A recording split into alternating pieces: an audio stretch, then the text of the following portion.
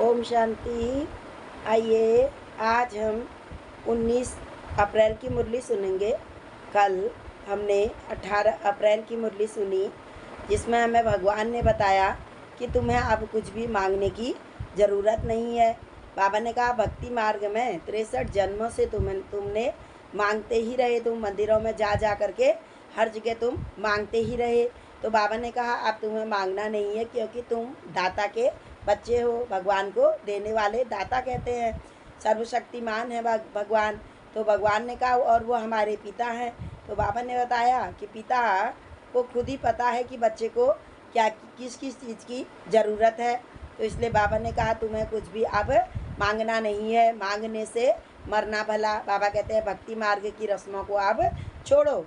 इस समय संगम युग में परमपिता परमात्मा हमें देवता बना रहे हैं। देवता माने ही देने वाले। अब देने वाले संस्कार अपने अंदर भरो, न कि लेने वाले। फिर बाबा ने कहा यह मनुष्य, बाबा बार बार हमें याद में रहने की श्रीमत क्यों देते हैं? क्योंकि बाबा कहते हैं माया बहुत 63 जन्मों से तुम्हारे पीछे पड़ी हुई है, जिसने तुमको गिराया हुआ है। पास्ट जो हुआ, अच्छा हुआ बुरा हुआ, बाबा ने कहा वह सब, बाबा ने कहा भूलो, बीती को बिंदी लगाओ। क्योंकि अगर बाबा ने कहा बार बार बीती हुई बातों को अपने चित्त में धरोगे तो उससे तुम दुखी ही होगे। तो मिलना कुछ भी नहीं है, क्योंकि जो हो चुका सो हो चुका। अच्छा हुआ या बुरा हुआ वह सब मेरे ही कर्मों का हिसाब किताब था। मेरे ही कर्मों के अनुसार मुझे वह भोगना पड़ा। तो बाबा ने कहा उसको भूलो। और बाबा ने कहा याद में गफलत मत करो, वरना माया आ जाएगी। माया आने में देरी नहीं लगाती है। फिर इसलिए बाबा ने कहा और जो बीती बातें होगी उसका न तो तुम चिंता करो और न चिंतन ही करो। कुछ भी उसके बारे में नहीं सोचना है, बल्कि तुम आगे की ओर को अब सत्य की दुनिया में अपना 21 जन्मों का भाग्य बनाने के लिए पुरुषार्थ करो। फिर बाबा ने कहा तुम हो दुख हरता सुख करता, बाबा के बच्चे हो, भगवान के बच्चे हो। इसलिए तुम्हें किसी को भी दुख नहीं देना है, दैवी गुण धारण करने हैं और बहुतों को आप समान बनाने की इस समय सेवा करनी है। दुनिया आने वाले समय बहुत दुखों के पहाड़ आत्माओं पर गिरने वाले हैं। इसलिए बाबा ने कहा परमात्मा का सत्य परिचय दे करके उन्हें भी शक्तिशाली बनने की राय दो। फिर बाबा ने कहा जो सुनता है उन्हीं को सुनाओ। सुनेगा भी वही जो देवकुल की आत्मा होगा। फिर बाबा ने कहा वरदान भी कुछ बाबा ने इसी प्रकार का दिया कि एक ही बाबा को अपना कंपेनियन बनाओ, यानी कि अपना साथी बनाओ और उन्हीं के संग में रहो। हर समय अपने उनके अंग संग में रहो। फिर बाबा ने कहा किसी के प्रभाव में तुम्हें प्रभावित नहीं होना है, बल्कि तुम्हें तो अब सबको अपने ज्ञान से प्रभावित करना है। ये कल हमें 18 तारीख की मुरली में हमारे परमपिता परमात्मा ने हमें बताया। आज हम सुनेंगे 19 अप्रैल की मुरली। आज की तारीख है 19/4/2024। प्रातः मुरली। ओम शांति। बाप दादा मधुबन।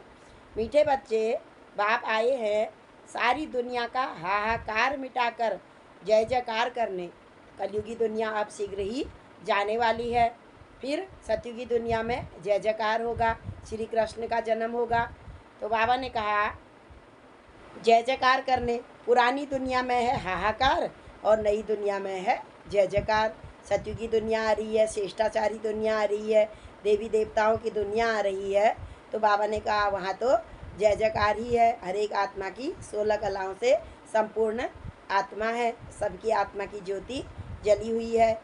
प्रश्न है कौन सा ईश्वरीय नियम है जो गरीब ही बाप का पूरा वर्षा लेते, साहूकार नहीं ले पाते हैं? बाबा कहते साहूकारों को तो टाइम ही नहीं है। गरीब निवाज, बाबा कहते हैं मैं भी गरीब निवाज हूँ। मैं आता ही गरीबों को उठाने के लिए आया हुआ हूँ। क्योंकि साहूकार लोग तो यहीं स्वर्ग समझते हैं, सुख सुविधाओं को ही वह स्वर्ग समझते हैं। लेकिन बाबा ने कहा स्वर्ग तो अभी बना ही नहीं है। स्वर्ग तो यहीं पर बनेगा, इसी धरा पर बनेगा। स्वर्ग में बाबा ने कहा कोई दुखी नहीं है और इस समय कोई भी सुखी नहीं है। ईश्वरीय नियम है कि पूरा बेघर बनो। बाबा ने कहा पूरा बेघर, ट्रस्टी होकर के सब कुछ मेरे घर में जो कुछ भी है सब मेरे परमपिता परमात्मा का है। जो कुछ भी है उसे भूल जाओ। तो गरीब बच्चे सहज ही भूल जाते हैं, क्योंकि गरीबों के पास इतनी धन दौलत, इतनी माया है ही नहीं। तो परमात्मा की नियम श्रीमत पर तुरंत ही गरीब चल पड़ते हैं। तो लेकिन सेठ साहूकार जो होंगे उन्हें तो वो तो अपनी माया को नहीं भूल पाते हैं। तो भगवान कहते हैं कि गरीब तो बहुत जल्दी भूल जाते हैं, परंतु साहूकार जो स्वर्ग में समझते हैं उनकी बुद्धि में, जो स्वर्ग में अपने को समझते हैं उनकी बुद्धि में कुछ भी भूलना नहीं जाता, वो कुछ भी नहीं भूल पाते। इसलिए जिनको धन दौलत मित्र संबंधी याद रहते वह सच्चे योगी बन ही नहीं सकते हैं। कैसे परमात्मा को याद करेंगे? बार बार बुद्धि में व्यापार ही याद आएगा। उन्हें स्वर्ग में ऊंच पद नहीं मिल सकता। भले ही कोई सेठ साहूकार है, सहयोगी आत्मा है, परमात्मा के कार्य में सहयोग दे देते हैं। बहुत सी आत्माएं हैं, कहते हैं कि हमें टाइम तो नहीं है, हाँ कोई हमारे लायक यदि सेवा हो तो हमें बताना। वो सहयोगी आत्मा है और कभी कभार परमात्मा के महावाक्य सुन लेते हैं। तो बाबा ने कहा भले ही स्वर्ग में आएंगे तो लेकिन वह ऊंच पद वहाँ नहीं पा पाएंगे।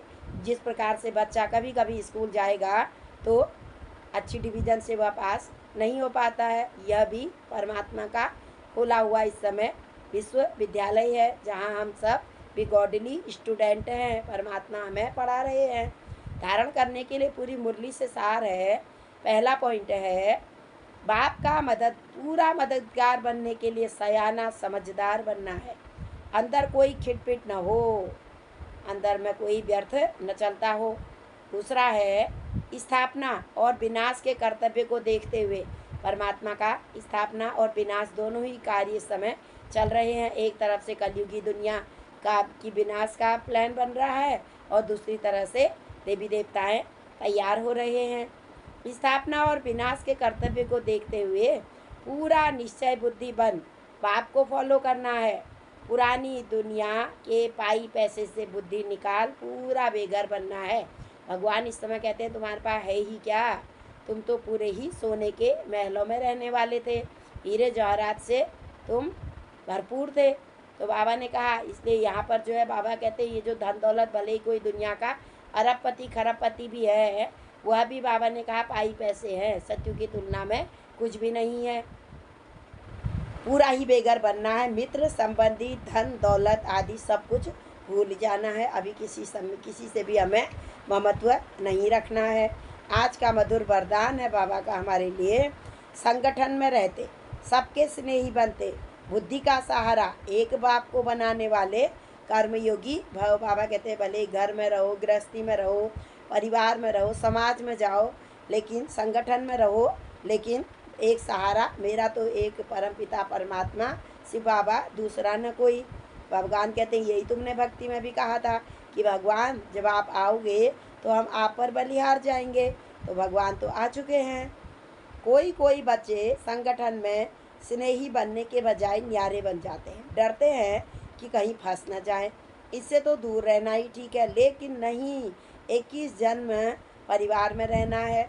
हम ब्राह्मणों का भी अभी परिवार बन रहा है, जो कि हम सतयुगी दुनिया में जाकर के हम परिवार में आएंगे। तो बाबा ने कहा इस ब्राह्मण परिवार से भी हमको किनारा नहीं करना है, लेकिन 21 जन्मों का जन्म तक परिवार में रहना है। अगर डर कर किनारा करेंगे तो यह भी कर्म सन्यासी के संस्कार हुए। कर्मयोगी बनना है, कर्म करते ही परमात्मा को याद करना है। लेकिन स्थूल में तो हमें शरीरधारी की ही ज़रूरत है कर्म करने में, कोई भी कार्य करने में।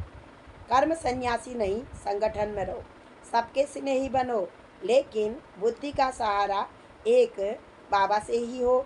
दूसरा न कोई बुद्धि में कोई आत्मा के साथ गुण, कोई विशेषता, किसी भी आत्मा की कोई गुण या विशेषता हमें आकर्षित न करे, तब कहेंगे कर्मयोगी पवित्र आत्मा।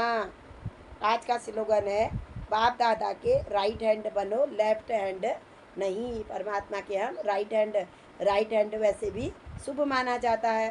तो परमात्मा ने कहा बिल्कुल आप मेरे राइट हैंड बनो, लेफ्ट हैंड नहीं। अच्छा, ओम शांति, ओम शांति, ओम शांति।